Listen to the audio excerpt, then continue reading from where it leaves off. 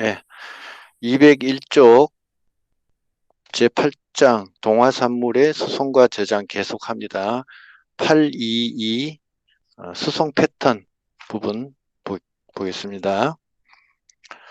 자, 여기서는 이제 동화산물을, 그러니까 광합성을 통해서 동화산물을 만들었다면 이 동화산물이 어디에서 어디로 이동이 되느냐 하는 기본 개념입니다. 한번 앞부분 한번 읽어보겠습니다. 채관부에서 동화산물은 상부나 하부로 일정하게 수송되지 않는다. 자, 물관 같은 경우에는 거의 대부분이 뿌리에서 기공 쪽을 향해서 그 상승 이동을 하다가 뭐 좌우 옆으로 이동할 여건이 되면은 물이 부족한 곳이 있으면은 이동을 했었고, 그래서 거의 한 방향성을 지닌다고 봤을 때 채관부는 꼭 그렇지만은 않다는 겁니다. 반드시 뭐 잎에서부터 뿌리로 간다거나 꼭 그렇지는 않다. 그거죠. 그리고 최관부의 수송은 중력의 영향을 받는 것도 아니다. 그러니까 상하부, 그다음에 중력 이런 영향을 받는 게 아니다. 다른 말로 하면 쉽게 말하면 필요한 것으로 간다는 얘기예요. 그 풍부한 곳에서 창고에서 필요한 소비자에게로 공급된다. 이렇게 받아들이면 제일 이해하기 쉬워요. 자, 소스라고 부르는 공급 부위에서 싱크라고 부르는 수용부로 수송된다. 이게 핵심입니다. 그 소스하면 영어로 뭐 원천이란 뜻도 있고, 그죠? 뭐 자원, 근본, 뭐 본질, 뭐 이런 뜻도 있고, 그 근본 창고에서, 물건 창고에서 싱크 하면 우리 그 부엌에 있는 싱크대도 같은 싱크예요. 가라앉힌다는 뜻이 있거든요, 싱크가. 그러니까 뭐 필요한 물건을 그 자리에 놓는다, 이 뜻이에요. 그러니까 만든 곳에 아니면 생산된 곳, 저장된 곳에서 필요한 곳에다가 갖다 옮긴다. 그게 소스, 저장된 곳 아니면 만든 곳. 그다음에 싱크는 필요한 부위 아니면 저장할 곳. 씨앗 같은 경우는 저장할 곳이죠. 그래서 소스에서 싱크로 이동한다. 이게 핵심입니다. 즉 동화산물은 소스에서 싱크로 수송된다. 특정 기관이나 조직은 소스가 될 수 있고 특정 기관이나 조직은 소스가 될 수 있고 싱크도 될 수 있어요. 그러니까 어디서 어디로 가는지 반드시 잎에서 뭐 뿌리로 간다. 꼭 이렇게 규정을 하면은 틀릴 수가 있어요. 그리고 같은 기관이라도 생육 단계의 물질을 공급하는 입장에 있으면 소스이고 공급자 입장에 있으면은 소스고 수용하는 입장에 있으면 싱크이다. 예를 들면 광합성 산물을 만들어 공급하는 잎은 대표적인 소스이지만 반대로 어린 잎 같은 경우에는 싱크가 될 수도 있다는 거죠. 왜? 어린 잎에는 항상 잎은 그 한참 뭐랄까 성장하는 부위이기 때문에 영양소가 많이 필요하다는 얘기예요.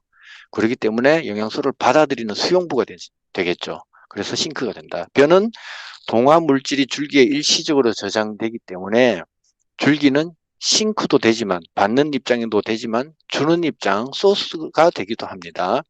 감자나 당근은 싱크였던 저장기관이 이듬해 생장을 다시 개시할 때는 소스가 되기도 한다. 처음에 동화산물을 감자나 당근에 저장할 때는 싱크였지만 이 감자, 당근 그 저장 부위가 그렇지만은 다음에 뭐 몸이 심어가지고 다시 잎이 자라나고 줄기가 자라나고 잎이 자라나고 할 때는 오히려 소스가 된다.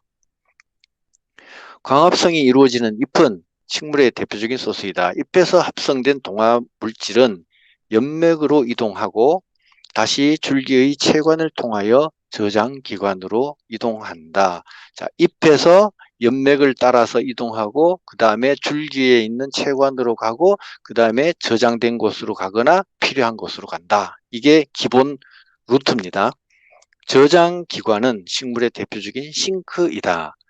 동화물질은 종자, 열매, 괴경, 인경, 뿌리와 같은 싱크로 이동하여 저장된다.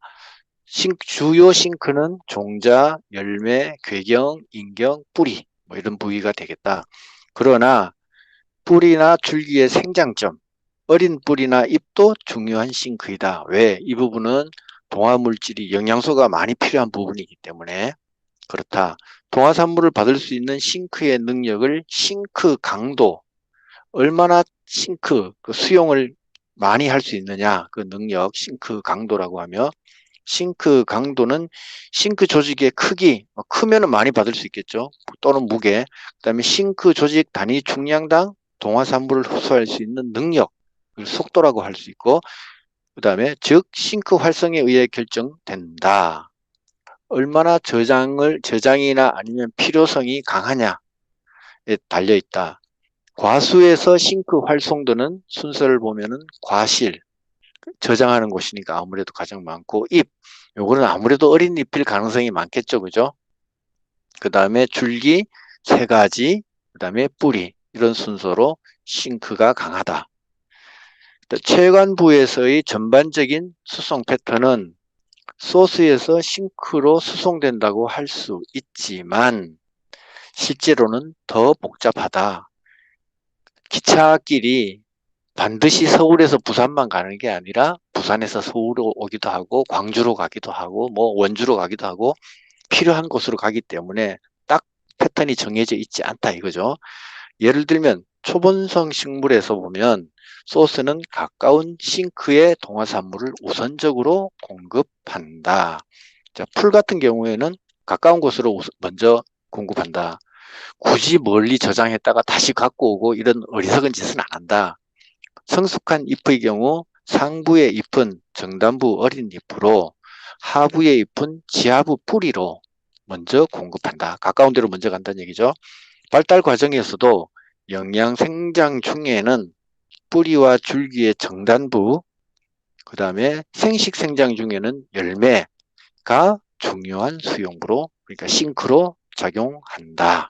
발달 과정에서는 뿌리와 줄기에 있는 정단부에 한참 성장하고 있는 곳이기 때문에, 그 다음에 생식 생장 중에는 수용부, 저장하는 곳에 작용한다. 잎의 경우는 유관속이 직접 연결된 수용부에 우선적으로 공급한다. 전정이나 저겹, 뭐 가지치기나 뭐 잎 솎아내는 거 이런 걸 얘기하는 거죠. 등으로 수송 경로가 차단이 되면은 대안적인 유관속 상호 연결 경로가 생긴다. 위에 그림 8-3을 보시면은 이거는 이제 가장 기본형이죠. 가장 기본형. 이제 감자를 예로 들었죠. 자, 잎이 소스가 되고요. 광합성을 하는 곳이기 때문에 생산을 했죠. 포도당을 생산해서 그다음에 설탕으로 만들어 가지고 체감부를 통해서 수송을 합니다. 수송을 하고 마지막에 저장하는 곳, 거기가 바로 싱크가 된다 하는 그런 그림이 되겠죠. 저장을 할 때는 이도 수송을 할 때는 설탕의 형태로, 저장을 할 때는 녹말로 바꾸어서 그렇게 저장을 한다. 설탕은 포도당과 과당으로 만들어져 있는 이당류죠. 녹말은 이당류 개념이 아니고 아예 그냥 당이 너무너무 많은 수십, 수천, 수만, 수십만, 수백만 개가 모여 있는 게 녹말이죠. 그래서 개념이 완전 다른 것. 저장 형태의 녹말. 그러니까 설탕보다는 그러니까 녹말이 가장 분자 구조로 봤을 때는 안정되어 있다고 할 수 있죠. 그 다음에 8-2-3 수송 형태와 속도. 자, 수송 형태. 동화산물의 수송 형태는 최관 수액의 성분을 분석하면 알 수 있다.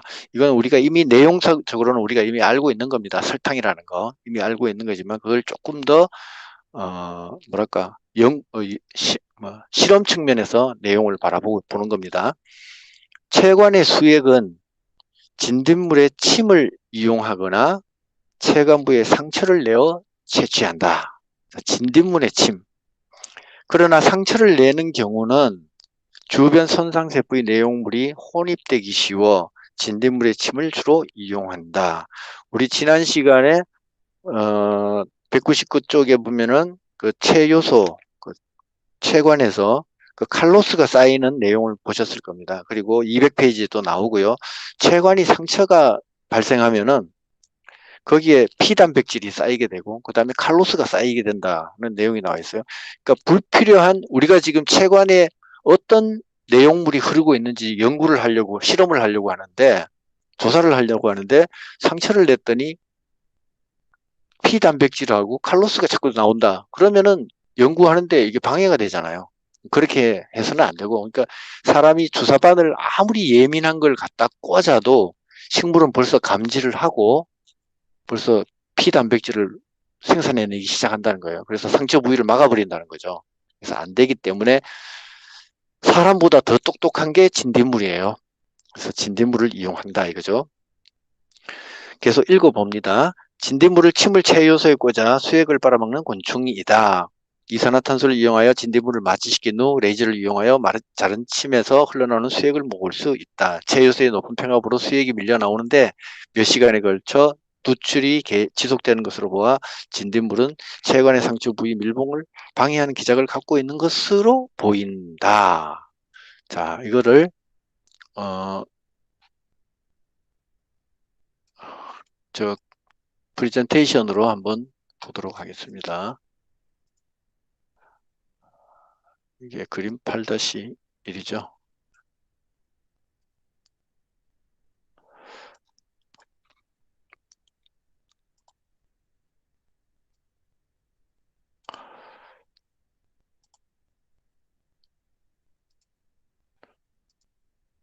자, 창을 바꿔주시고요.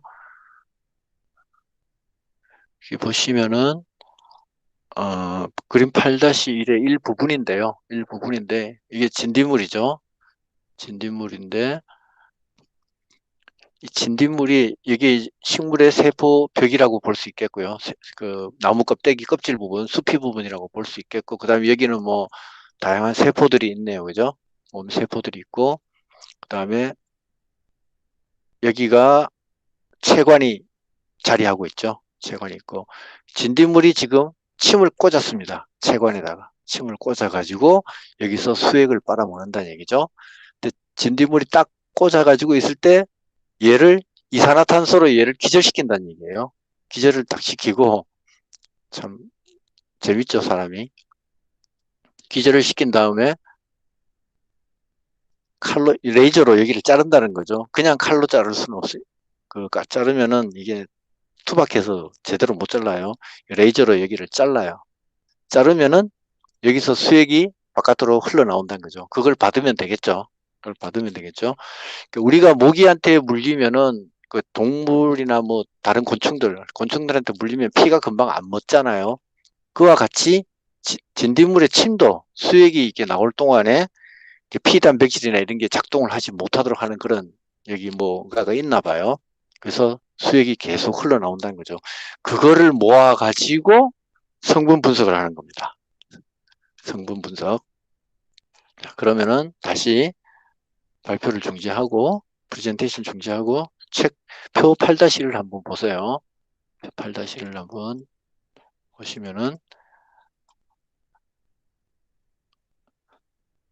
지금 함유량하고 종류하고 함유량이 이렇게 나와 있습니다.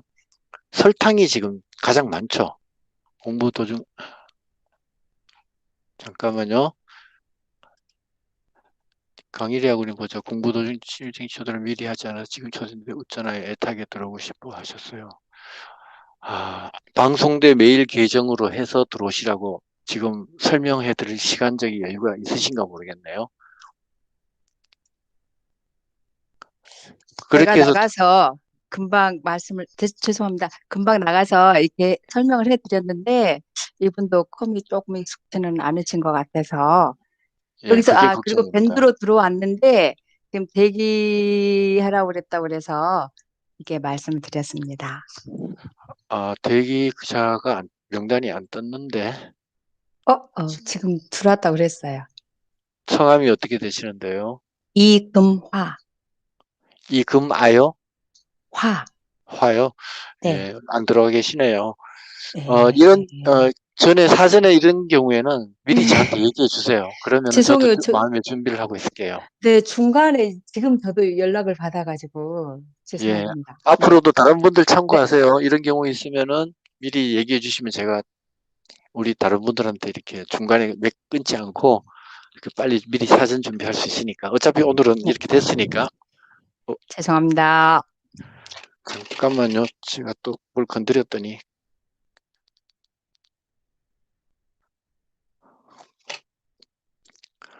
위치를 옮겼더니 이게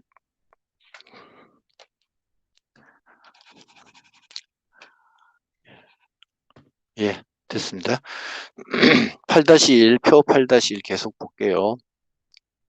그 진딧물을 이용한 수액 채취와 피마자 줄기의 체관 추출액 성분. 그러니까 피마자에다가 진딧물을 꽂았나 봐요.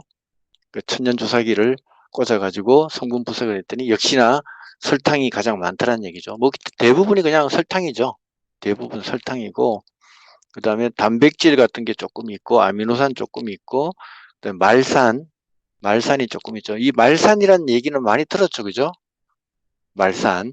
저기 우리 뿌리옥 박테리아 얘기할 때 그 박테리아한테 식물이 박테리아에게 공급하는 영양소가 말산이었죠.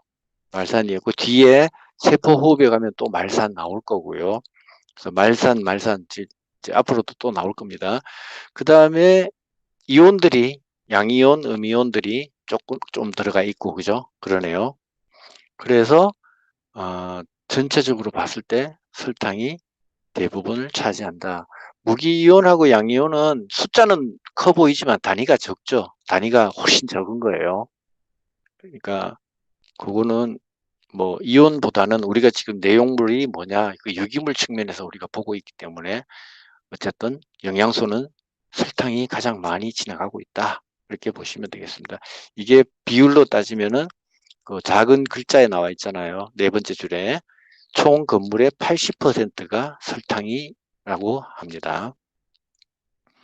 그 다음에 음이온에는 뭐 인산하고 염소이온이 좀 있고 양이온에는 칼륨, 마그네슘 이온 이런 것들이 좀 있다. 그 정도가 되겠고요. 그래서 계속 이제 또 책을 보도록 하겠습니다. 203페이지 다섯째 줄이죠.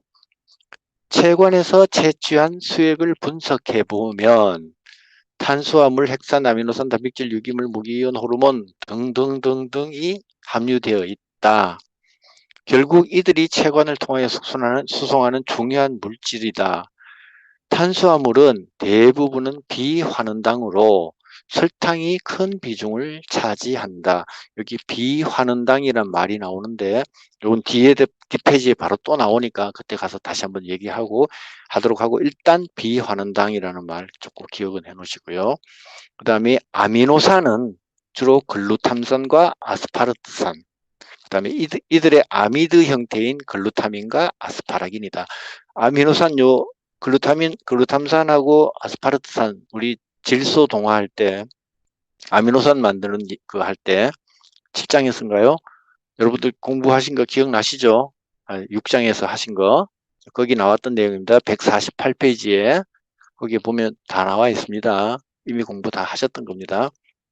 그 다음에 핵산은 mRNA와 병원성 RNA. 자, mRNA는 우리가 잘 알고 있어요. 그죠? 누구야? 메신저죠. 메신저 RNA. 메신저 RNA고, 병원성 RNA는 뭐냐면은 병을 일으키는 RNA예요. 다른 말로 하면은, 우리 그 바이러스나 바이로이드,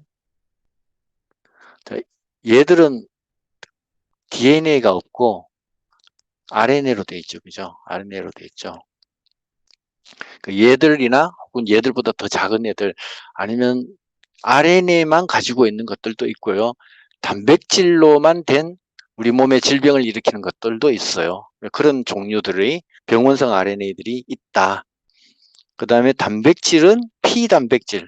P단백질 알죠? 사부단백질. 우리 상처를 하는 거 봉합하고 할 때 P단백질과 기타 수용성 단백질이다. 유기산은 세포간 수송에는 중요한 역할을 하지만 체관 수송에는 역할이 빈약하다. 왜 그러냐면은 유기산은 당이 보통 그 탄소가 보통 뭐 2개짜리도 있지만 3개짜리, 4개짜리, 5개짜리, 6개짜리 뭐 이런 것들이에요. 6개짜리는 참 포도당이고 보통 많아야 5개짜리 아니면 보통 3개, 4개짜리예요. 말산도 아까 나왔던 말산은 4개짜리 유기산이죠. 우리 광합성 할 때 했던 G3P 얘는 탄소가 3개짜리였죠. 그죠? 3개짜리. 이런 것들을 다 합쳐서 통틀어서 유기산이라고 하죠. 산성을 나타내는 유기물질이란 뜻이에요. 그냥 우리 한글로 봤을 때는. 그런 것들이죠. 얘들은 탄소가 3개, 4개, 2개 이런 거기 때문에 그 분자 입자가 작아요. 작기 때문에 세포 간 수송이 가능해요. 가능하지만 더 큰 것들은 세포 간 수송이 안 되죠. 그래서 유기산들이 세포 간 수송이 가능하고, 그 다음에 체관에는 수송하지 않아요. 왜냐하면 얘들은 어떤 물질의 중간 단계예요. 중간 산물이에요. 그 광합성을 해가지고 포도당은 탄소가 6개짜리잖아요. 포도당이 완전히 되기 전 단계에 있는 물질들이 유기산들이에요. 중간 분해, 우리가 텔레비전이나 뭐 라디오나 분해하고 조립하고 할 때 나사도 있고 뭐 여러 가지 있잖아요. 스피커도 있고 이런 것들이 그 부품들이 하나의 C3 탄소 3개짜리라고 생각하시면 돼요. 그 얘들 부품 상태로는 체관을 통해서 물건 수송을 하면은 곤란하겠죠, 그죠? 저 나사가 어디에 쓰이는 나사인지 나중에 못 찾잖아요. 그리고 불안정해요. 분자 구조가 불안정한 물질들이에요. 불안정하기 때문에 이런 것들은 체관을 통해서 장거리 이동하기에는 부적합해요. 그래서 포도당도 장거리 이동하기에는 부적합하다 이거죠. 그래서 설탕 형태로 수송을 하는 겁니다. 좀 더 안정된 물질로 만들어서. 그렇기 때문에 유기산은 그 정도 역할을 한다. 계속 읽어봅니다. 체관액에는 말산, 시트르산, 옥살산 등의 유기산이 소량 포함되어 있다. 얘들이 유기산들이죠. 말산, 시트르산, 옥살산. 얘들도 호흡에 구장에 가시면은 다 나오는 산들입니다. 조금은 포함되어 있겠죠. 당장 필요한 것들. 그 세포라, 그 주변, 뭐 동반세포나 주변 세포들이 필요한 것들. 그 정도 수준으로만 소량 포함되어 있는 거예요. 그 다음에 무기이온으로는 칼륨, 마그네슘, 인산염, 염소 등을 함유하고 있다. 그러나 칼슘, 황, 철, 질산염은 체관을 통해 이동하지 않는다. 칼슘, 황, 철, 질산염 보통 얘들은 조금 그 성분이 강한 애들이죠. 강한 애들이고 조금 뭐랄까 뭐 설명드리기엔 좀 그렇게 강한 애들이라고 표현 드릴 수 있겠죠. 이런 애들은 그 다른 분자들과 작용이 심한 애들이에요. 이런 애들은 이동하지 않는다. 대부분 식물 호르몬이 체관액에서 발견되는 것으로 보아 생성 부위에서 작용 부위로 이동할 때 체관을 통해 이동한다는 것을 알 수 있다. 사람의 호르몬은 혈관을 통해 흐르겠죠. 근데 식물의 호르몬은 이 체관을 통해서 흐른다. 그다음에 체관액의 가장 중요한 성분은 설탕이다. 체관액의 10에서 25%, 학자에 따라서는 0.3에서 0.9몰 정도가 설탕이며 체관액 건물의 80% 이상을 차지한다. 이것은 동화산물의 수송 형태는 설탕이라는 것을 보여준다. 일부 식물에서는 비록 소량이지만 설탕에 갈락토스가 한 분자 결합한 라피노스. 설탕은 우리가 포도당과 과당이 합쳐진 2당이 설탕이라 그랬죠. 여기에다가 갈락토스, 당이 하나 더 붙었어요. 그죠? 당이 3개, 그러면은 1당, 2당, 3당 형태가 되는 거죠. 3당 형태, 그죠? 그러니까 2당까지는 한 개일 때는 단당류, 당이 2개 붙어 있을 때는 2당류, 3당부터는 뭐 3당류, 4당류 이렇게 말하지 않아요. 종류가 하도 많기 때문에. 그때부터는 뭐라고 말하느냐? 올리고당이라고 말합니다. 올리고당. 올리고라는 뜻이 서너 대여섯 개라는 뜻이에요. 몇몇 개라는 뜻입니다. 몇몇 개.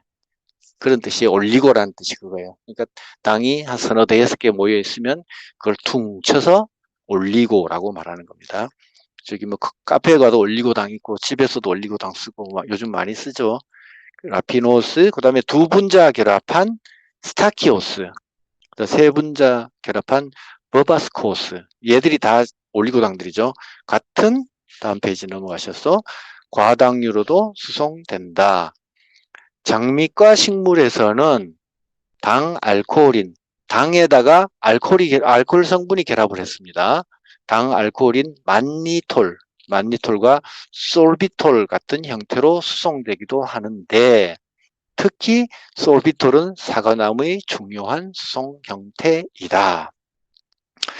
우리가 그 사과를 잘라보면은, 반쪽에 보면은, 이렇게 사과 안에 씨가 이렇게 있고, 우리가 꿀샘 그러면서 이렇게 흐르는 거 있죠? 그게 이제 바로 솔비톨이 제대로 수송이 안 돼가지고, 수송이 제대로 안 되어가지고, 뭉쳐져 있는 것들이에요. 그러니까 식물의 성장 측면에서 봤을 때, 저장 능력 측면에서 봤을 때는 제대로 저장이 안 된 형태예요. 우리가 음식 요리를 했는데, 뭐랄까, 그냥 라면이라고 합시다. 라면을 끓이는데 스프를 넣었어요. 스프를 골고루 퍼지지 않고 한 군데 다 뭉쳐져 있어요. 그거랑 같은 거라고 보시면 돼요. 그러니까 상품으로 따지면은 조금 하품이란 얘기죠. 근데 사람들은 야 여기 꿀샘 있다 그러고 좋아하죠. 그 다음에 만니톨이라고 있죠. 요거는 이제 그냥 그냥 거리로 그냥 들어보세요. 성경에 보면은 그 출애굽을 할 때 하나님이 사람들한테 배고프다 그러니까 하늘에서 뭘 내려줘요. 그 이름이 만나죠, 그죠? 만나, 그죠? 만나를 내려줘요.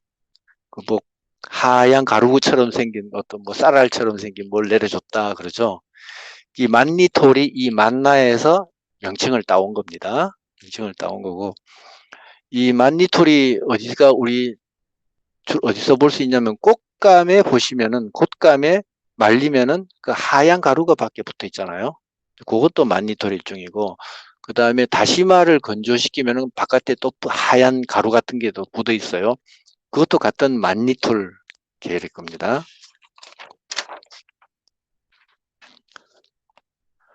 식물마다 그래서 조금씩은 다르다. 수송 형태가 조금은 차이가 있기도 하다. 그 다음에 계속 책을 읽어보겠습니다. 앞서 논의한 것처럼 체관을 통해 수송되는 단백질은 비환원당 계열이다. 환원당인 포도당과 과당도 체관에서 검출은 되지만 이들은 수송 형태라기보다는 설탕의 가수분해 산물로 보인다. 설탕을 분해해서 포도당, 과당으로 분해한 이유는 뭘까요? 지금 당장 필요하기 때문에 분해했겠죠. 그죠? 세포 호흡을 한다든가 여러 가지 필요했기 때문에 왜 식물은 설탕을 중심으로 하는 비환원당을 수송 형태로 선택했을까? 그 이유는 이들이 화학적으로 안정되어 있고 수송 도중에 다른 물질과 화학 반응을 일으킬 가능성이 적으며 비교적 높은 자유 에너지를 갖고 있어 운동성이 크며 일을 잘할 수 있다는 얘기예요. 수송 후 수용부에서 쉽게 대사될 수 있기 때문인 것으로 보고 있다. 참고로 포도당과 과당 같은 환원당은 알데히드이나 케톤기가 노출되어 있어서 상대적으로 반응성이 상대적으로 크다. 자, 환원당이 있고 그죠? 환원당, 비환원당 이렇게 나왔어요. 그죠? 환원당이라는 우리가 산화와 환원이라는 게 있죠. 그죠? 환원이라는 게 있습니다. 산화는 뭐냐? 산소와 결합하는 거죠. 그죠? 산소와 결합하는 거. 그 다음에 수소는 잃어버리는 거죠. 잃어버리는 거고, 전자도 잃어버리는 거죠. 그죠? 환원은 반대로 산소와 잃어버리는 거고, 산소를 잃어버리는 거, 수소와 결합하고, 전자와 결합하는 거를 환원이라고 그러죠. 그죠?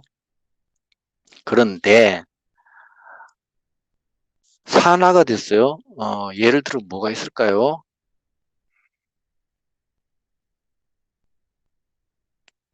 자, NaCl 플러스 H2O. 이게 보자. 라고 해봅시다. 하면은,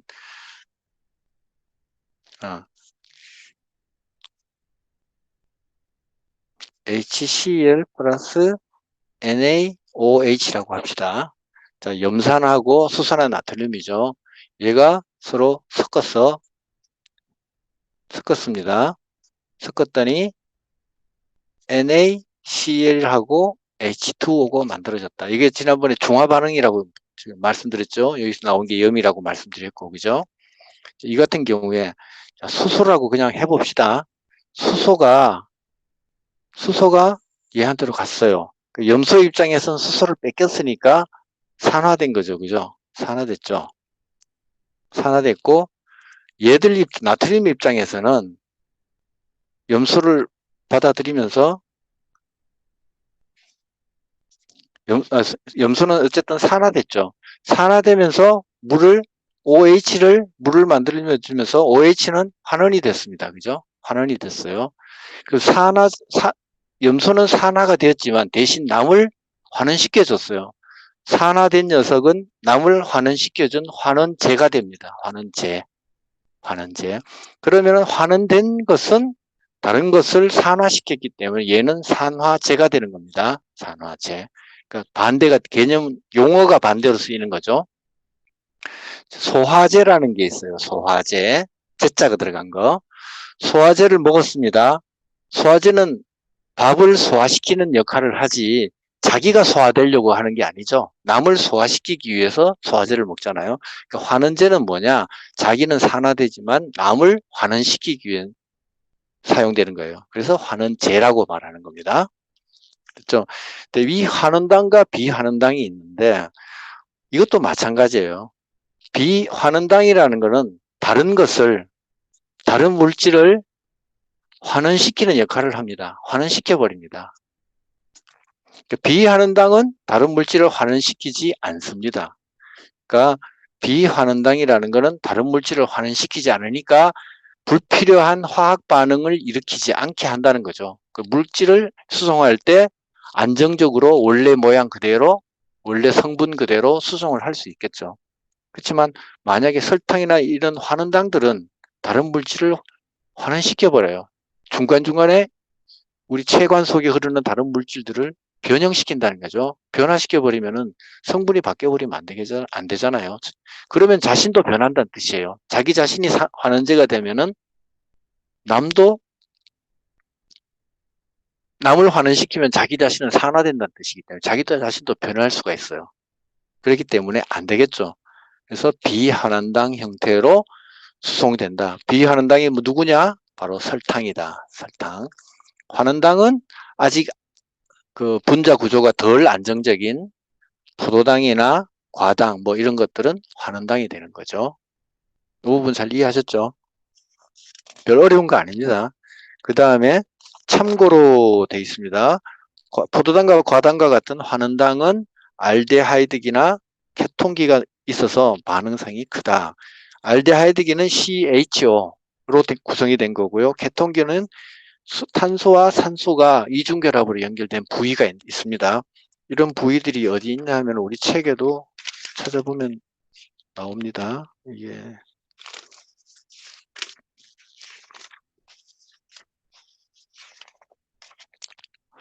뒷페이지에 나오던가.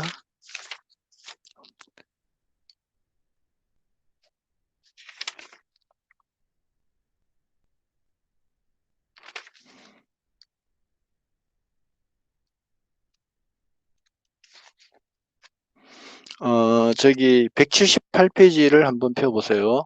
178페이지 펴보시면은 그림 7-11이 나와요. 거기서 가운데 불안정한 중간산물이라고 되어 있습니다. 그죠? 그리고 가운데 보시면은 탄소와 산소가 이중결합으로 이렇게 연결된 부위가 있죠. 이런 부위들이 불안정한 부위들입니다. 이 불안정한 부위들이 다른 거하고 이 산소란 녀석이 참 문제인 거예요. 얘가 다른 데랑 자꾸 찝쩍거려요. 옆에 있는 사람들한테. 그 다음에 그 불안정한 중간산물 왼쪽에 보시면은 리블로스 1,5,2인산 RUBP 있죠. 거기도 보면은 탄소와 산소가 이중결합 부분들이 있죠. 이런 부분들이 다 불안정한 상태인 거예요. 그래서 중간 단계를 거칠 수밖에 화학적인 변화 과정을 거칠 수밖에 없는 겁니다. 그 다음에 다시 204페이지로 돌아오셔가지고 수송 속도 여기 보겠습니다.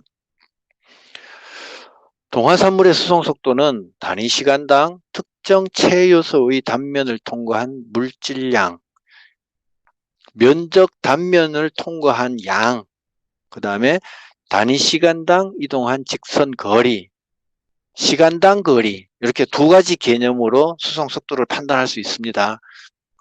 하지만 둘 중에서 후자로 나타내는 것이 일반적이다. 탄소의 동위 원소나 염색된 추적 입자를 이용하여서 수송 속도를 측정할 수 있다. 탄소 동위 원소, 이거 앞에서 여러 번 나왔었죠, 그죠? 탄소에 보통 12번 탄소가 기본형인데 14번짜리 탄소 있죠. 이걸 이용하면은 12번이 아니라 14번짜리만 추적하면 되니까 그래서 하는 방법이 있고 아니면 염색하는 방법도 있다. 우리가 실험에서 염색이라는 걸 많이 해요. 가장 대표적인 게 염색체라는 말이 있잖아요. 염색체, 그죠? 세포 속에 핵 속에 염색체 할 때 그 염색을 했더니 산성 물질로 염색을 했더니 색깔이 변하더라는 거죠. 빨갛게 변하더라는 거예요. 그래서 처음에 이 이름을 뭘로 질까 하다가 그냥 일단 염색되는 물질이 있는 거예요. 그래서 염색체라고 하자고 지은 거예요. 클로로플라스트라고 염색체라고 그냥 지은 거예요. 그게 지금까지도 계속 그냥 사용되는 겁니다. 그래서 실험할 때는 탄소 동위원소 같은 것도 이렇게 추적을 할 때는 사용하고 염색하는 방법도 추적하고 그렇게 합니다. 여러 가지 방법으로 측정해 본 결과 체관부에서의 동화산물의 수송 속도는 식물의 종류에 따라 달랐다. 자, 이 말 나오면 허무해지죠. 당연한 얘기를. 몇 가지 식물의 수송 속도를 비교해 보면은 사상수수와 같은 빠른 것은 시간당 270cm, 1시간에 270cm를 이동한다는 거예요. 제법 빠르죠, 그죠? 호박과 같이 느린 것은 1시간에 한 40에서 60cm 정도 이동하더라. 한편 동화산물의 종류에 따라서도 수송 속도가 다른 것으로 알려져 있다. 당의 종류와 아미노산의 종류에 따라 서로 수송 속도가 다른데 당뇨에서는 설탕의 수송이 상대적으로 빠르다. 자, 설탕을 수송 물질로 사용하는 이유가 또 한 가지가 있었네요. 그죠? 수송이 상대적으로 빠르다. 왜 빠를까요? 비환원당이기 때문에 빠른 이유가 되겠죠. 입자도 작기 때문이고 더 큰 입자면 곤란할 거고 입자가 좀 작으면서도 비환원당이기 때문에 비환원당이라는 말은 주변에 있는 다른 물질하고 화학적으로 자꾸 이렇게 결합을 한다든가 이런 그런 불필요한 행동을 안 해요. 그러니까 빨리 이동할 수 있겠죠. 8-2, 표 8-2 여러 식물의 수송 속도. 자, 누가 제일 빠릅니까? 보니까 주키니 호박이 가장 빠르네요. 그죠? 1시간에 2m 90cm를 이동하네요. 그죠? 주키니 호박 아시죠? 그 길쭉하게 생긴 그 파란 호박, 길쭉하게 생긴 거. 그거 주키니 호박이라 그러죠. 그 다음에 오른쪽 페이지로 넘어가겠습니다. 동화물질의 수송기구. 자, 수송기구라는 거는 여기서 말하는 기구라는 거는 뭐냐 하면은 시스템이 어떤 체계로 돌아가냐. 이제 그 얘기입니다. 시스템이 어떻게 갖춰져 있느냐. 먼저 1. 체관부 적재. 자, 책을 읽기 전에 미리 한번 우리가 적재라는 말이 있고요. 그 다음에 수송이라는 말이 있고 그 다음에 하적이라는 말이 있습니다. 하적. 적재라는 거는 어디에다가 짐을 싣는다는 얘기죠. 짐을 싣는다. 수송은 뭐 수송한다는 얘기고 하적은 짐을 내린다는 뜻이죠. 그죠? 내려서 쌓는다는 얘기죠. 하적. 근데 어디에다가 싣고 어디에다 하느냐? 우리 식물에서 지금 하는 얘기는 여기서 말하는 적재는 채관부에다가 적재를 하는 겁니다. 왜 채관부에다 적재하냐? 잎에서부터 동화산물을 잎에 있는 연맥을 통해서 채관부에다가 적재를 하는 겁니다. 채관부에다가. 그런 다음에 채관부에서 수송이 이루어지고 수송이 이루어지면은 이제 마지막에 예를 들어 감자 줄기 괴경이라고 합시다. 그냥 고구마 뿌리라고 합시다. 고구마 뿌리. 자, 뿌리 있는 데까지 다 왔어요. 채관이. 가장 가까운 채관에 왔으면은 이제 짐을 내려야죠. 그걸 하적이라고 하는 겁니다. 그래서 채관에 짐을 싣는 것 하적. 자, 적재. 채관부를 통해서 이동하는 거 수송. 마지막 저장기간 직전에 있는 채관부 끝부분에서 짐을 내려야 되겠죠. 하적. 이렇게 되는 겁니다. 그 개념을 머리에 넣고 그 다음에 공부를 하도록 하겠습니다. 읽어봅시다. 연맥의 구조. 자, 잎에서부터 이제 출발합니다. 잎에서 합성된 동화 물질은 연맥을 따라 수송된다. 작은 연맥은 하나의 물관과 한두 개의 체관을 가진다. 주맥에서 순차적으로 갈라져 나온 4, 5차 지맥이 여육세포와 접속되어 있다. 참 그림을 못 그려서 기본 연맥이 있으면은 주맥이 있으면은 주맥에 또 지맥이 있죠. 그죠? 지맥이 있으면은 이 지맥에는 또 1차, 2차, 3차, 4차 또 더 가면 5차 이런 식으로 또 계속 갈래 또 갈래 또 갈래 이런 식으로 계속 연결이 돼 있겠죠. 4차, 5차 이런 식으로 연결이 돼 있고 이 지맥의 마지막에 세포가 연결되어 있는 거죠. 자, 최종 지맥 간의 거리는 65 마이크로미터 정도이며 2개 내지 3개의 여백세포가 최종 지맥의 각 측면에 존재한다. 최종 1차, 2차, 3차, 4차, 5차까지 왔으면은 그 마지막 지맥 끝에는 세포가 한 2~3개 붙어 있다는 얘기죠. 2~3개 세포 하나당 지맥 작은 게 하나 연결이 돼서 지맥이 5차, 4차, 3차, 2차 거쳐서 1차로 이렇게 넘어간다는 얘기죠. 그 다음에 다시 여기 줄기로 넘어가서 체관으로 이동되겠죠. 여백세포, 유관속세포, 체관부 유조직세포, 그 다음에 동반세포, 체요소세포 사이에는 풍부한 원형질 연락사를 가지고 있지만 정상적인 동반세포와 체요소 사이의 세포벽에는 원형질 연락사가 없다. 이렇게 되어 있습니다. 자, 우리 앞에서 공부할 때 심플라스트, 저기 4장인가요? 심플라스트하고 아포플라스트 공부하셨죠? 이 내용이 지금 또 반복해서 나오게 되겠습니다. 원형질 연락사가 연결되어 있는 부분들에는 심플라스트로 이동했죠. 물관부 같은 경우에. 그죠? 세포벽에서 딱 막히면은 아포플라스트 부분으로 세포벽 쪽으로 통과하는 부분도 있었죠. 그죠? 이게 딱 막히면은 나중에 심플라스트로 또 연결이 되고 이렇게 여기서도 이제 그런 개념이 나옵니다. 근데 여기서 이제 조금 애매한 게 하나 있는데 정상적인 동반세포와 체요소 사이의 세포벽에는 원형질 연락사가 없다라고 되어 있어요. 없다라고. 근데 조금 이게 좀 표현이 여기서 이제 다른 어떤 내용하고 연결된 그런 게 조금 더 세분화, 좀 자세한 내용이 우리 책에 없어서 이해하기 어려워서 조금 그런 건 있어요. 그 199페이지 그림에도 보시면은 동반세포하고 정상적 체관 체요소 사이에 분지된 원형질 연락사가 영락사라고 되어 있는데 연락사가 있어요. 있단 말이죠. 여기는 없다라고 되어 있습니다. 없다라고 일단 그렇게 읽고 일단 넘어가도록 할게요. 이 경우의 동화산물은 능동적 수송으로 체관 요소로 운송이 된다. 원형질 연락사가 없는 부분에는 어쩔 수 없이 능동 수송으로 그 수송 단백질을 통해서 운송이 된다. 체요소는 크기가 작고 동반세포에 둘러싸여 있다.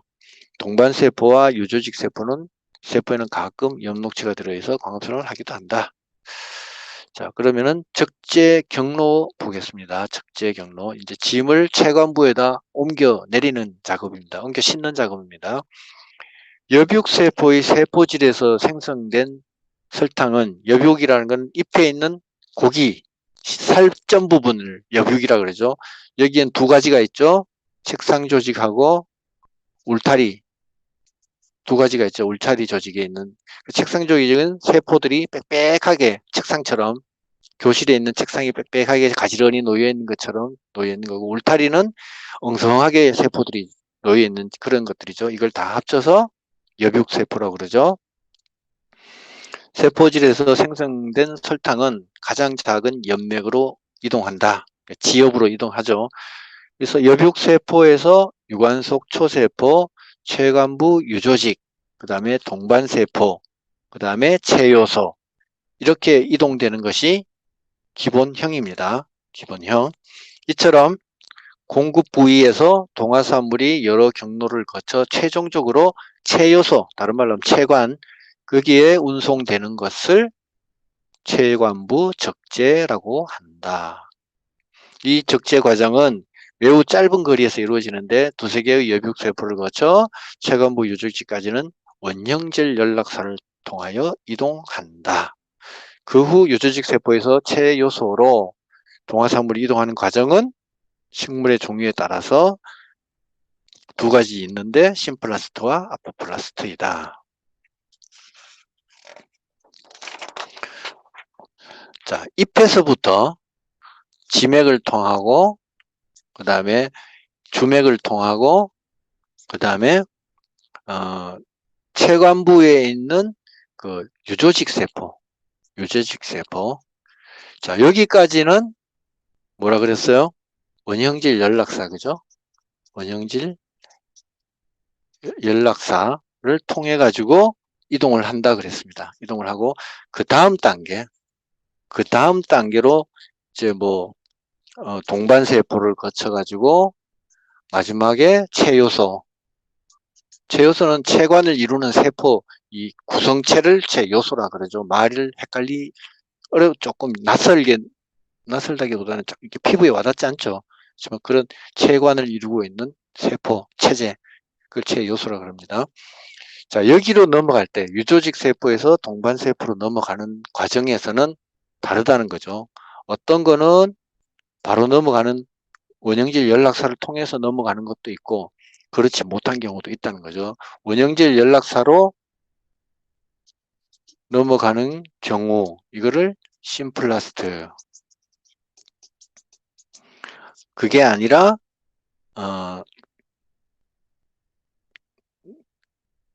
단백질 그 뭐라 그러죠? 단백질체를 통해서 운반체를 통해서 이동한다. 그러면은 아포플라스트 이렇게 구별이 된다는 거죠. 자, 그러면 심플라스트부터 먼저 보도록 할게요. 심플라스트 적재 경로를 갖고 있는 호박 같은 것들은 중간세포라고 하는 특수한 형태의 동반세포를 가지고 있다. 자, 동반세포는 동반세포인데 중간세포라는 거죠. 얘들은 중간세포 형태를 가지고 있다라는 좀 독특한 형태의 동반세포를 가지고 있다. 체요소와 접해 있는 중간세포는 원형질 연락사가 풍부하고 체요소와의 사이에는 상대적으로 큰 원형질 연락사가 발달해 있다. 이들 식물에서 당의 수성 형태는 설탕 외에도 라피노스, 스타키오스 같은 올리고당이 있다. 중간세포에서 합성된 올리고당을 체요소로 수성하기 위해서는 더 큰 원형질 연락사가 필요하다. 심플라스트 경로에서 원형질 연락사를 통한 확산 이동은 선택적 과정이 아니고 단순한 물리적 현상이다. 선택적이라는 말은 필요한 것만 끄집어 들어간다는 얘기죠. 그러면 능동수송이 되죠. 그렇지만은 심플라스트 여기에서는 능동수송을 하지 않기 때문에 그냥 단순 확산이기 때문에 선택적 과정이 아니다. 일단 여기까지 먼저 보도록 하겠습니다. 이게 이제 첫 번째 심플라스트에서도 첫 번째 형태입니다. 이거는 뭐냐면 이 중간세포를 거쳐가는 과정인데 중간세포를 거쳐서 갈 경우에는 원형질 연락사가 잘 발달되어 있기 때문에 그냥 원형질 연락사를 통과해서 체관, 체요소로 이동한다. 이게 가장 간단한 심플라스트 방법이 되겠습니다. 그 다음부터 일부 식물에서부터는 앞에 거는 동그라미 1번 해놓으시고 일부 식물에서 그러니까 밑에서 둘째 줄에 일부 식물에서라고 된 거는 동그라미 2번을 해놓으세요. 또 구별을 하는 겁니다. 자, 앞에 거는 지금 단순 확산을 얘기했습니다. 단순하게 그냥 그 농도가 높은 데서 저농도로 확산 이동하는 그 과정을 설명했고요. 뭘 통해서? 원형질 연락사를 통해서. 그 다음에 일부 식물에서를 보겠습니다. 일부 식물에서 체요소와 동반세포 내의 설탕 농도가 여육세포보다 높게 나타난다. 이런 경우에도 농도 기울기에 따른 역류 현상이 생기지 않고 체요소 동반 다음 페이지 이제 207페이지로 넘어갑니다. 체요소에서 동반세포 복합체 방향으로 확산 이동이 계속 일어날 수 있는데 그것은 중합체 포획 모델 때문에 그렇다. 이렇게 해서 심플라스트 적재도 두 가지로 나눠지는 겁니다. 이게 뭐냐 하면은 자, 심플라스트 첫 번째 1번 같은 경우에는 그냥 단순 확산. 우리가 잘 알고 있는 단순 확산이에요. 원형질 연락소를 통해서 확산을 통해서 여기는 특수한 어떤 구조가 있기 때문인데 동반세포가 중간세포라고 하는 이 중간세포라는 녀석은 원형질 연락사가 잘 발달되어 있는 세포라는 거죠. 중간세포가 같은 동반세포 유형인데 중간세포라는 녀석은 원형질 연락사가 잘 발달되어 있어서 그래서 바로 체요소로 바로 들어갈 수 있다. 원형질 연락사를 통해서 들어갈 수 있다. 그래서 단순 확산 방법. 요게 한 가지가 있고요. 두 번째는 이제 또 어떤 현상이 있느냐 하면은 지금 체관 잎에서부터 체관으로 가는 과정입니다. 적재하는 과정이에요. 적재하는 과정. 그래서 혼돈하시면 안 돼요. 지금 체관이 있다면은 체관이 있고 그 다음에 잎이 있잖아요. 잎에서부터 이제 물질이 이동을 해 갑니다. 이동을 해 가는데 체관이 농도가 더 높아. 여기보다 잎 쪽보다 잎은 농도가 낮고 잎 쪽에 있는 여기에 유세포 같은 경우에는 농도가 낮고요. 설탕의 농도가 낮고 체관이 농도가 더 높아.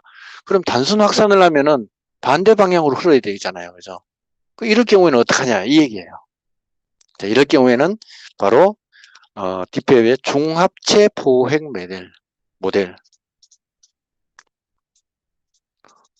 모델이 있다는 거죠. 중합체 포획 모델. 이 얘기는 책은 다 읽었으니까 우리 그림으로 보면서 얘기하도록 하죠. 중합체 포획 모델부터 먼저 보시면은 그림 8-5거든요. 그림 8-5 그거를 먼저 보고 8-4는 좀 나중에 보겠습니다. 어차피 얘기하는 도중이니까.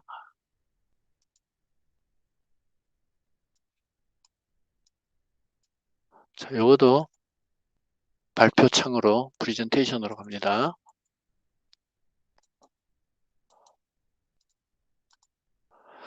자, 지금 이제 중합체 포획 모델인데 지금 보시면은 여기가 유관속 초세포죠. 그죠? 유관속 초세포고요.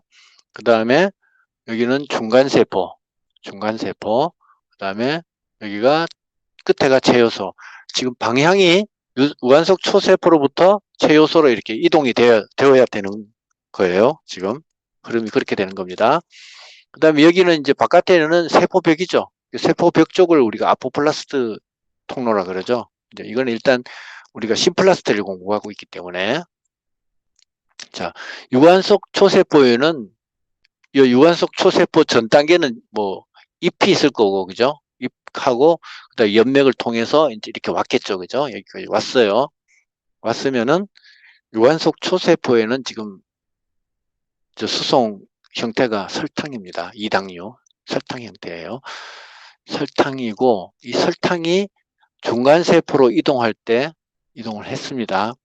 이동을 하면서 여기서 UDP라는 녀석, 우리 뭐 ATP도 있고 ATP도 있고 뭐 GDP도 있고 UDP도 있다고 말씀드렸어요. 그죠? 말씀드렸기 때문에 이 UDP가 여기서 붙었다 떨어졌다 하면서 어떤 성분으로 바뀌고 그죠?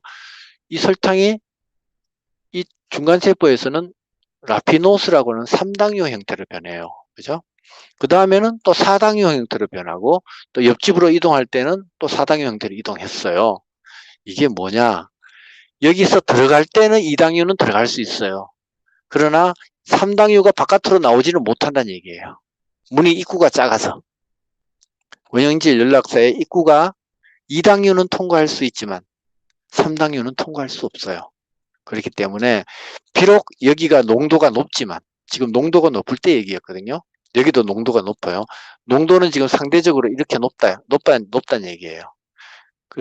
그냥 설탕만 수송한다면은 지금 수송 방향이 이렇게 돼야 될 텐데, 지금 설탕만 되는 게 아니라 설탕이 이쪽으로 들어와서 반대쪽으로 못 나가도록 3당을 만들어 버린 거예요. 덩어리를 크게 만들어 버린 거예요.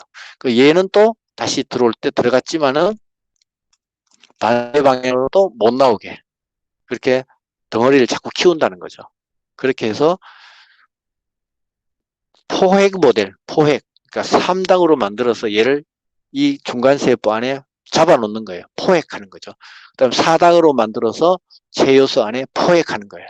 그래서 포획 모델이라고 트랩을 걸어놓고 이제 잡아놓는 모델이다. 그래서 이제 종합제 포획 모델 이렇게 명칭을 붙이는 겁니다.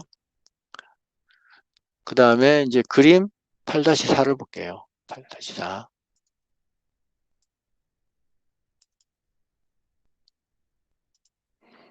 뭐 초등학생도 아니고 뭐 이해하시겠지.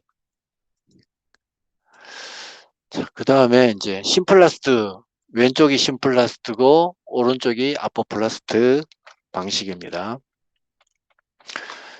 지금 여기가 체간부죠. 체간부고 여기 뭐 지금 잎들을 통해 가지고 여기 뭐 책상 조직도 있고 여기 뭐 다른 울타리 조직도 있고 이런 데서 광합성을 해 가지고 지금 산물을 쭉 계속 수송을 해 왔어요. 이렇게 수송을 해 들어와서 완전히 체관 안쪽으로 들어오는 단계를 보여주는 거예요.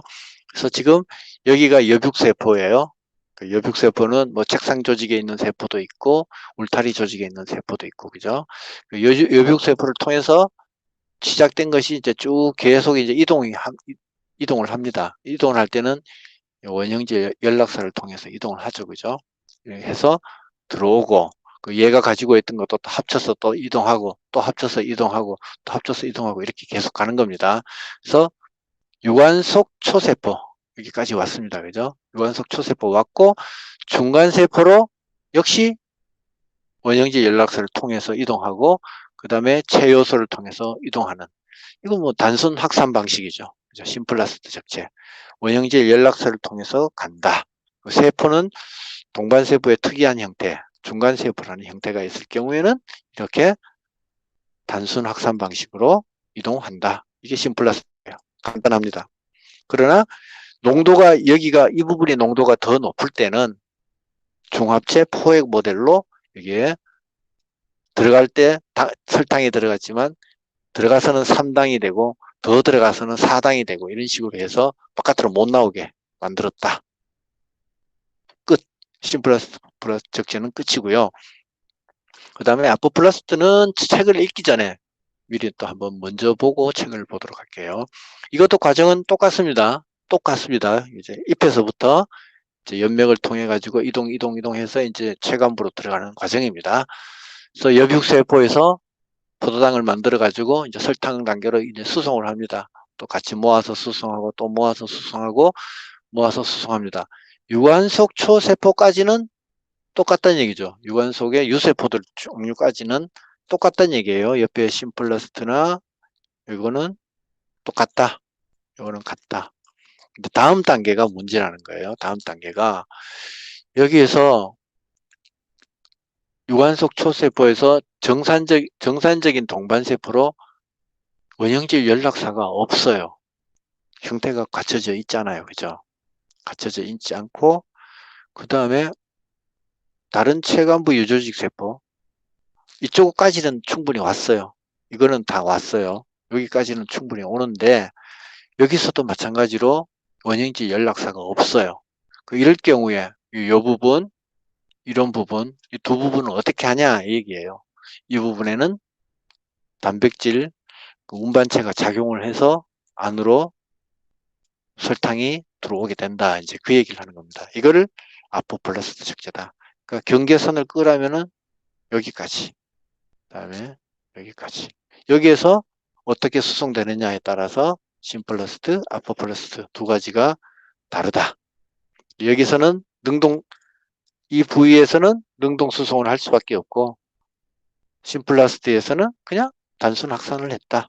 그렇게 보시면 되겠습니다. 그러면은 책을 읽어 나가겠습니다.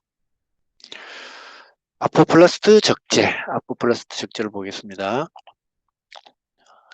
지금 2시네요. 그냥 제가 중간에 안 쉬고 계속 했는데 그래도 하던 거는 여기까지는 끝내고 쉬도록 하죠. 아포플라스트 적재 경로는 공유, 사탕무, 유채, 감자 이런 데서 볼 수 있다. 아까 심플라스트는 어디냐면요. 발달 중인 어린 잎 또는 뿌리 이런 경우에는 심플라스트입니다. 심플라스트고. 자, 아포플라스트 계속 볼게요.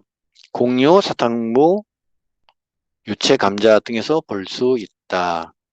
이 경로는 정상적인 동반세포나 수송세포를 갖고 있으며 동반세포와 주변세포와의 사이에 원형질 연락사가 거의 없다. 이 원형질 연락사가 없기 때문에 어쩔 수 없이 이제 능동수송을 할 수밖에 없다는 거죠. 이 때문에 아포플라스트 경로를 가진 식물은 설탕만 배타적으로 수송한다. 배타적이라는 말은 다른 걸 못 들어오게 하고 설탕을 수송한다 이 얘기죠. 설탕이 주변 세포에서 동반 세포로 이동하려면 세포벽의 자유공간, 즉 아포플라스트 공간을 거쳐야만 한다. 아포플라스트는 설탕 농도가 공급부 세포보다 낮기 때문에 에너지나 운반체의 도움 없이 쉽게 이동이 가능하다. 그러나 아포플라스트로 이동된 설탕이 그 아포플라스트라는 거는 여기서 지금 방금 읽은 아포플라스트라는 거는 세포 그 막하고 벽 사이에 있는 빈 공간들을 얘기하는 거예요. 그 공간들로 올 때는 그 빈 공간에는 별로 특별하게 이제 뭐 설탕이나 이런 게 농도가 낮기 때문에 운반하는데 별 지장이 없다 이런 얘기고요. 그 다음에 이제 세포막을 건너가야 되잖아요. 이제 동반세포 안쪽에 세포막으로 들어가야 되잖아요. 계속 읽겠습니다. 그러나 아포플라스트로 이동된 설탕이 동반세포 안으로 들어가기 위해서는 에너지를 요구하는 특별한 수송 체계의 도움을 받아야 한다. 능동 수송을 해야 된다는 얘기죠. 즉 동반세포의 원형질막에 분포하는 설탕 수소 이온 공동 수송체의 도움이 필요하고, 자, 여기서 단백질 수송체의 이름은 설탕 수소 이온 공동 수송체네요. 그죠? 이 공동 수송체가 작동하려면 수소 이온 펌프, 양성자 펌프죠에 의한 원형질막 내외의 수소 이온, 다른 말로 양성자의 농도 기울기가 형성되어야 한다. 이때 필요한 ATP는 설탕과 글루탐산을 기질로 사용하는 호흡대사에서 만들어진다. 이것은 동화산물이 농도 기울기에 역행하는 능동수송의 존재를 의미하며 실제 호흡 저해제를 처리하면 에너지 생산이 차단되어 당의 적재가 억제되는 것을 실험적으로 확인하였다. 이 그림이 그림 8-6에서 잠깐 보고 쉽게 휴식하도록 하겠습니다.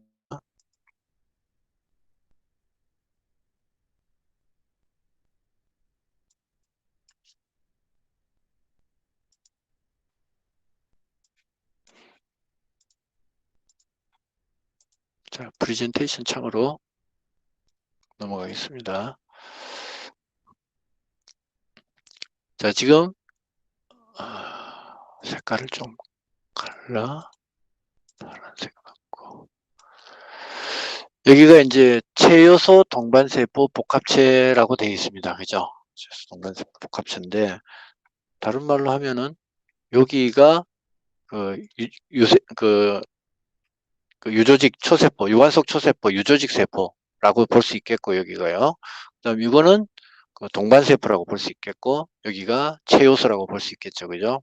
서로 볼 수 있고, 문제는 이 부분에서 생긴다 이거죠. 그러니까 유관속 초세포에서 세포막을 건너서 이 아포플라스트 부분, 빈 공간 부분 온 데까지는 문제가 없다. 그 얘기고요. 그 얘기고. 선배님 지금 화면이 다른 게 나오는데요. 아닌가? 내 화면이 다른 참여자에게 계속 표시됩니다. 김영수 하구님, 저기 저희 상태를 한번 다시 한번 보실래요? 김명수 하구님? 김명수 하구님? 김명수 하구님 창이 지금 뜨고 있거든요?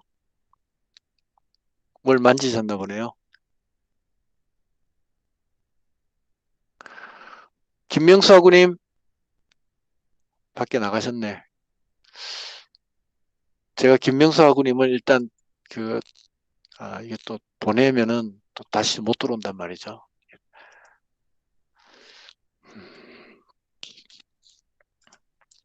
김명수 하구님이 이제 프레젠테이션을 발표창을 본인이 만드셔가지고, 자, 뭘 잘못 누르셨나 봐요. 자, 됐죠? 이제 제 거 나가죠? 그죠? 예, 김명수 하고는 나가죠. 예, 예, 됐습니다. 예, 제 거 나가죠, 이제, 그죠? 예, 예, 예, 예. 다시 할게요. 이제,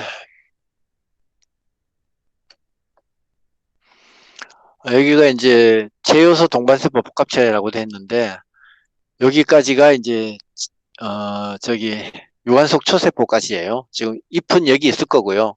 잎에서부터 쭉 전달이 돼서 유관속 초세포나 혹은 유관속 유조직 세포까지 왔어요. 세포까지 왔고, 그 다음에 여기가 빈 공간, 여기 세포 벽 사이 공간, 여기가 아포플라스트 공간이라고 하죠. 아포플라스트 공간까지는 왔어요.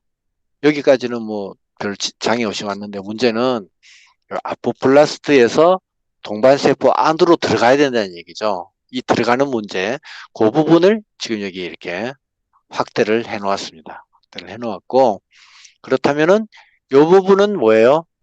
아포플라스트 부분, 세포벽과 벽 사이에 있는 빈 공간들이죠. 거기고, 여기는 동반세포겠죠. 동반세포. 자, 여기 들어가기고, 이거는 세포막이죠. 쭉 세포막입니다. 자, 그러면 바깥에 있는 설탕을 동반세포 안쪽으로 끌어 들어오게 하기 위해서 어떻게 하느냐. 요 녀석, 우리가 잘 아는 양성자 펌프예요. 수소이온 펌프. 이 펌프가 지금 ATP를 사용해서 양성자를 바깥으로 퍼냅니다. 바깥으로 퍼내는 작용을 하죠. 얘는 퍼내는 ATP를 사용하는 입장이기 때문에 양성자의 회전 방향이 시계 방향으로 돌겠죠. 시계 방향으로 탁탁탁탁 돌아가면서 양성자를 한 개씩 밖으로 탁, 또 한 개 탁탁 이렇게 밖으로 보내는 겁니다. 그러면 이쪽이 양성자의 농도 기울기가 높겠죠. 농도가 높겠죠. 그러면은 양성자가 다시 동반세포 안쪽으로 단순 확산 수송을 합니다. 운반체를 통해서 수송을 하면서 전체적으로 봤을 때 능동 수송입니다. 왜? 여기 에너지를 쓰기 때문에 양성자가 이동하는 것과 동시에 설탕도 같이 데리고 수송합니다. 동반 수송이죠, 그죠? 그죠? 반대로 되면 역수송이고, 그죠? 그래서 양성자가 수송하는 과정에서 같이 설탕을 데리고 들어가는 겁니다. 그래서 결국 전체적으로 능동 수송이 되는 겁니다. 왜 능동이냐? ATP를 사용했기 때문에, 에너지를 사용했기 때문에 공동 수송이 이루어져서 양성자가 들어오면서 설탕도 같이 들어왔다. 이 방식으로 이루어지는 겁니다. 그래서 일단 여기까지 하시고, 그 다음에 잠깐 쉬었다가 계속 하도록 하겠습니다. 녹화 중지.